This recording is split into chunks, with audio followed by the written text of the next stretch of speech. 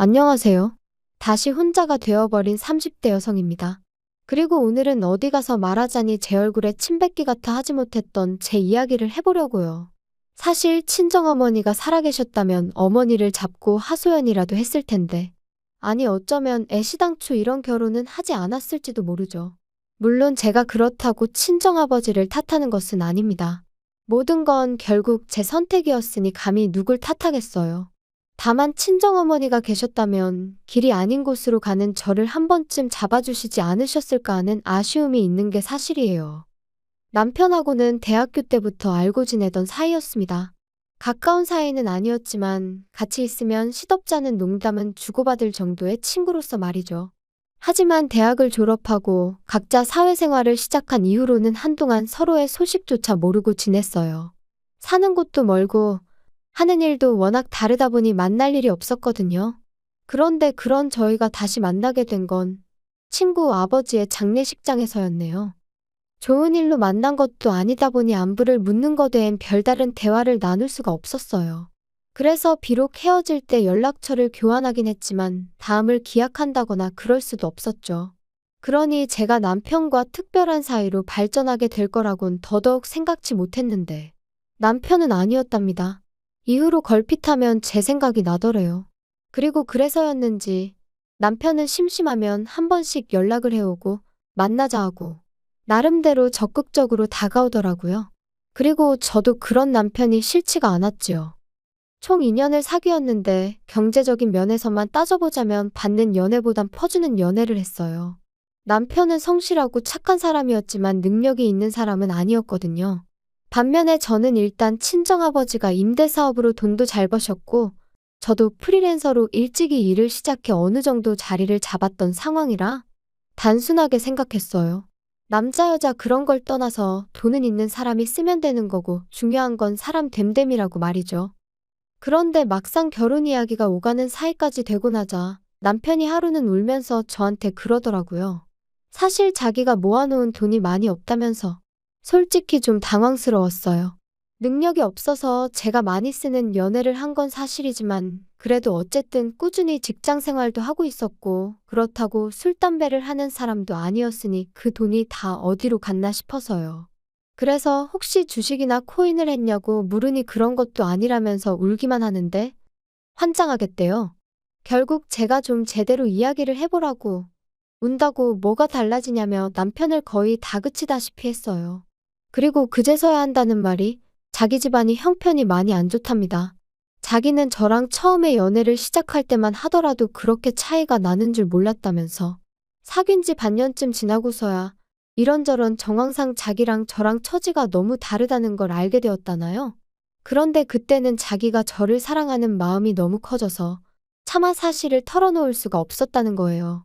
자기가 시쳇말로 쥐뿔 뭐 하나 가진 것도 없는 사람인 걸 알면 제가 떠날까봐 두려웠다면서. 그리고 그런 이야기를 듣고 있던 제 심정은 뭐라 한마디로 설명할 수가 없네요. 착실한 줄로만 알았던 사람이 모아둔 돈은 없다지. 그리고 그 이유가 전부 다 형편이 어려운 시부모님한테 들여서라니. 한마디로 눈앞이 깜깜했달까요? 하지만 그래도 결국 결혼하기로 했습니다. 시작은 친정아버지의 도움을 받기로 했고 이후로는 둘이서 착실히 모아가기로 약속하면서요. 그런데 집이라던가 식장이라던가 비교적 굵직굵직한 일들이 정해지고 났을 무렵 남편이 저한테 한 가지 부탁을 해왔는데 제가 집을 해온다는 이야기를 시부모님한테 안 했으면 좋겠다대요?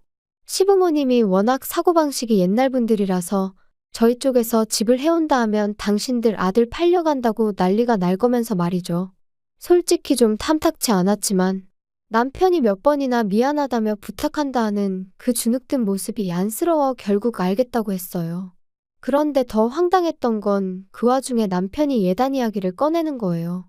그래도 시부모님 옷 한 벌은 해드리고 신우 가방 하나는 챙겨줘야겠지 않냐 그 정도는 기대하시는 것 같다 그러면서요.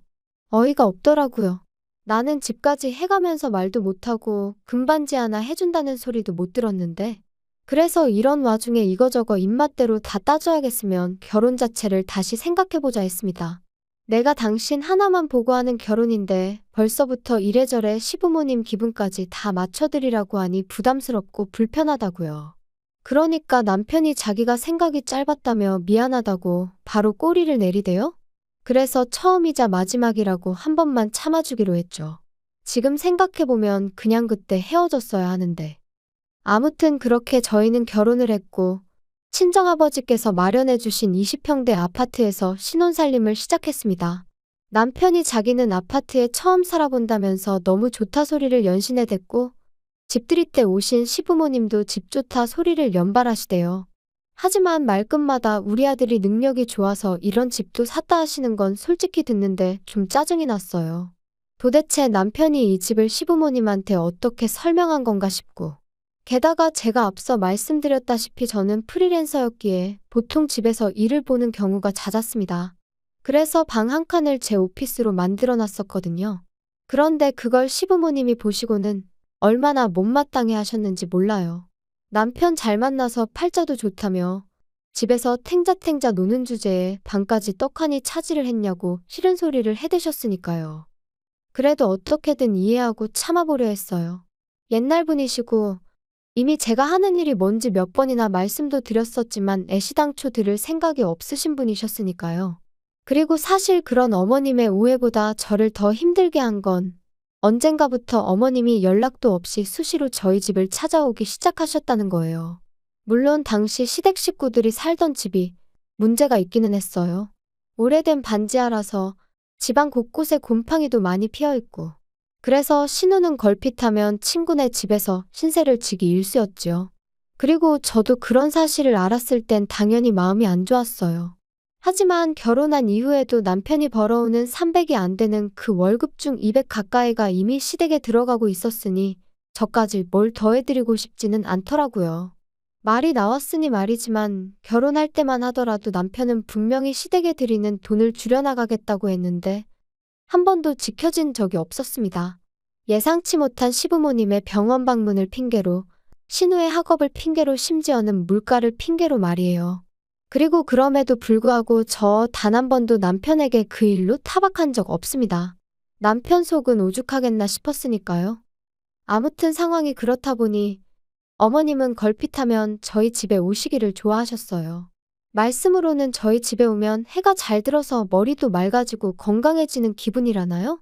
하지만 문제는 도통 집에 가실 생각을 안 하셨다는 거지요. 그리고 여기서도 100번 양보해서 집에 안 가시는 거? 그럴 수 있다 쳐요.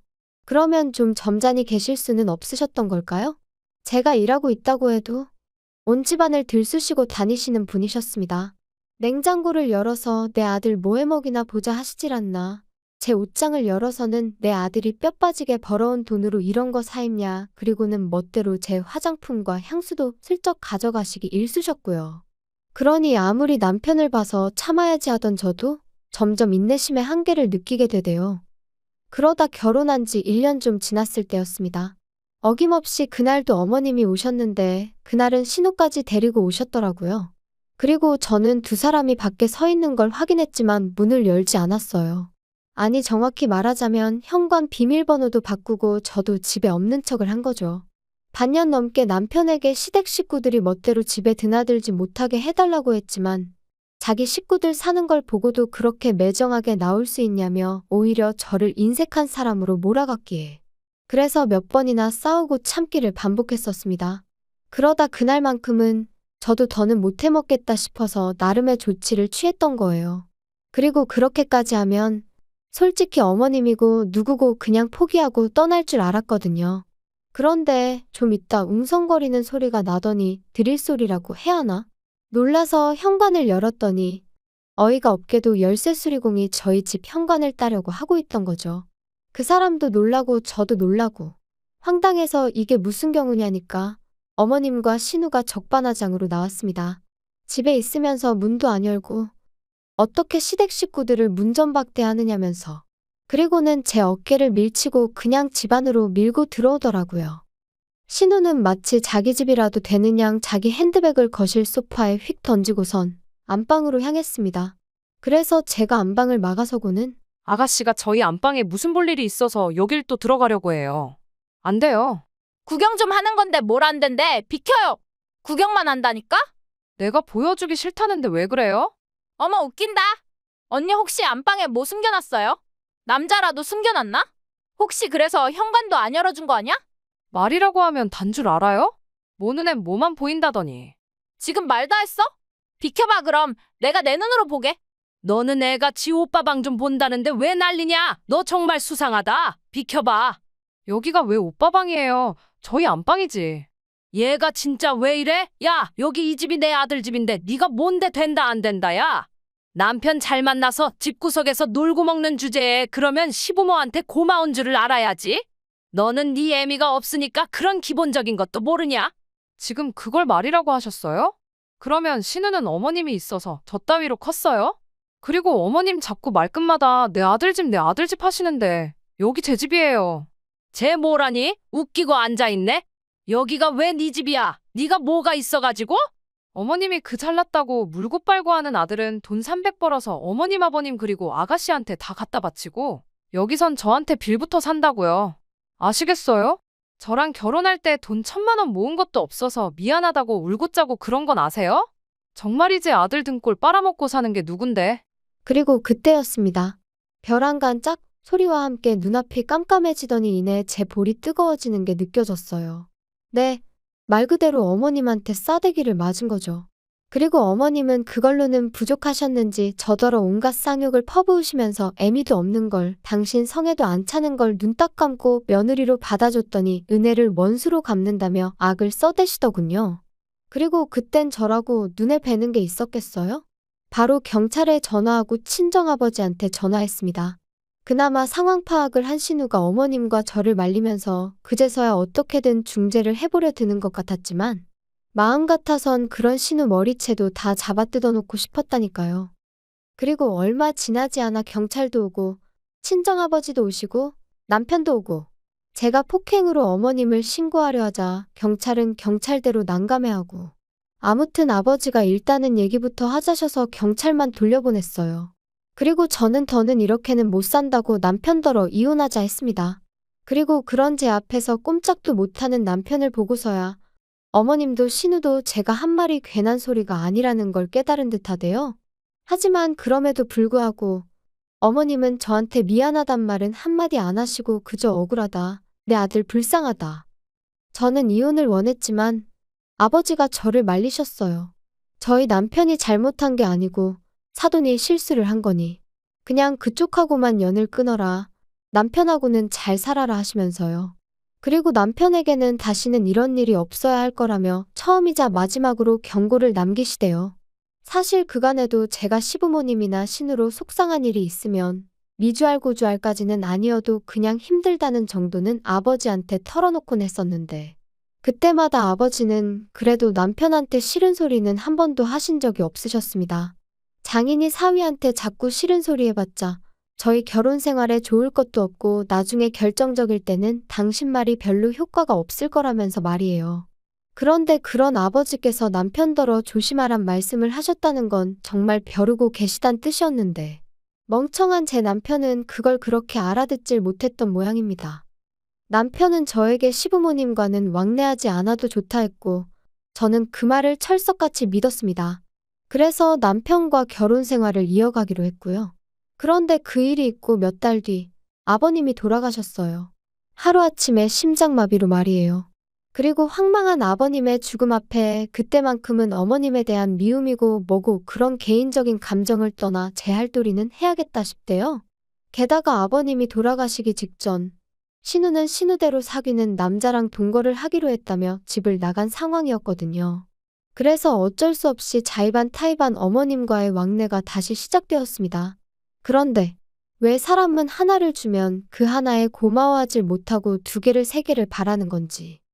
얼마나 살가운 만남은 아니었지만 한 달에 한 번 정도 만나 밥 먹고 이따금 통화 정도는 하는 정도였어요. 어머님은 아버님이 돌아가신 이후로 외롭다는 말을 입에 달고 사셨지만 그 외로움은 제가 채워드릴 수 있는 것이 아니었고 막말로 자식이 없으신 분도 아니고 남편 있지 신우 있지 제가 굳이 나서야 할 이유가 없었죠. 그런데 그렇게 지내기를 반년쯤 지났을까? 하루는 친정아버지한테 전화가 걸려왔습니다. 눈앞이 침침하면서 사물이 2개 3개로 보인다고 뭔가 이상하다 하시면서 말이에요. 그리고 그렇게 아버지를 모시고 간 병원에서 저는 생각지도 못한 이야기를 듣게 되었습니다. 건강하신 줄로만 알았던 저희 아버지께서 뇌졸중 초기 증상을 보이고 계셨다는 걸요. 그래도 다행히 의사 말로는 워낙 초기라서 약만 잘 챙겨 드셔도 어느 정도 다스려질 거라 했지만 여러 가지로 마음이 심란하더라고요. 그래서 그날 이후로 일주일에 두세 번 친정을 다녀오곤 했어요.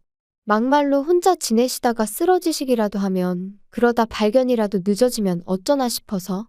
그런데 이 일로 남편이 저한테 무척이나 서운해할 줄은 생각지도 못했네요. 남편은 제가 어머님은 안중에도 없는 거냐며 섭섭하다 했습니다. 어이가 없어서 그럼 당신이 들여다보라니까. 자기는 회사에 묶인 몸인데 어떻게 그러냐면서요. 그리고는 어머님이 불쌍하다는데. 그래 불쌍하시네 했습니다. 우리 아버지와 자식이라곤 나 하나뿐이지만 어머님은 당신도 있고 신우도 있는데 둘 다 나 몰라라니 참 불쌍하셔.